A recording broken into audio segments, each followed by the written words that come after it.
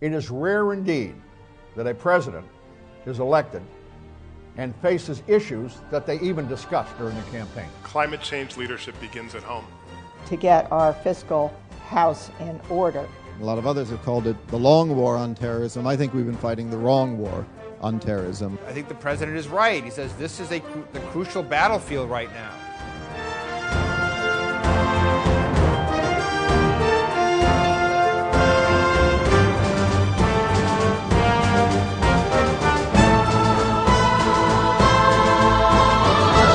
With the presidential election being wide open in both political parties, the first time that's happened in 80 years, we thought there was a really good opportunity to engage the country in a full discussion about the big issues facing Americans. If I could wave a wand and change anything, it would be the education system. To get the kind of results in these countries where you're quote-unquote nation building, the key ingredient is local participation. The wages are not keeping pace. Brookings has always done a good job in Washington with books.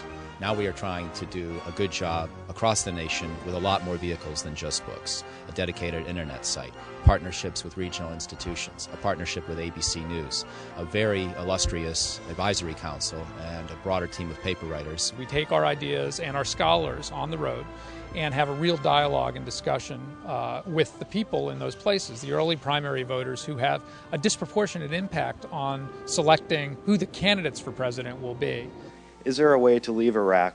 What are you going to do in relation to school health programs? We just think that in this modern day and age, you've got to use every vehicle at your disposal to get the word out. And of course, it has to be a national dialogue. And we want to be in the early primary and caucus states, which have a disproportionate importance in the next few months of our political debate. We're often said at universities as our partners in many of the early primary states that we're doing. Our local partner is a university.